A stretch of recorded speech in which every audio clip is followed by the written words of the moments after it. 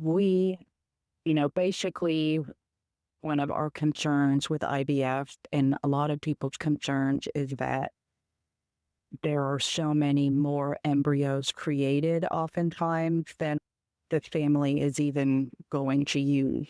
And so, Can you explain why do they take so many? So you're going to do in vitro, you've had problems getting pregnant and you really want to have a child, so you go to the specialist and can you kind of lead us through that?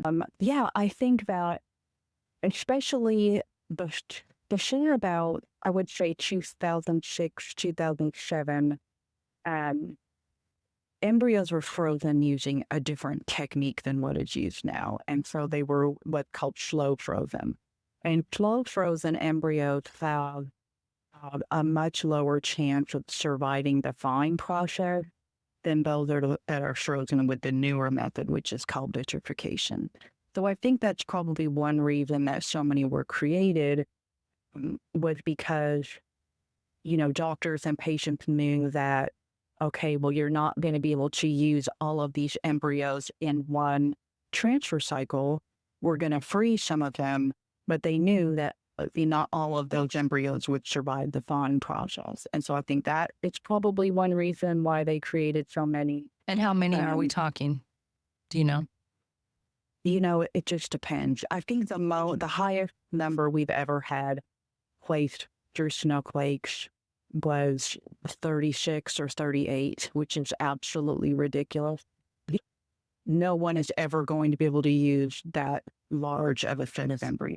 Now, And, these and are that actually the babies, patient, right? These the are babies. patient, yeah, Yes. Okay. the patient didn't realize that her physician was creating that many. But the other thing is, I think when IVF first came about, the intentions were a little bit more morally sound than they are now. So now you have embryos that are created and they might be creating extra because they're doing pre-implantation genetic testing on those embryos.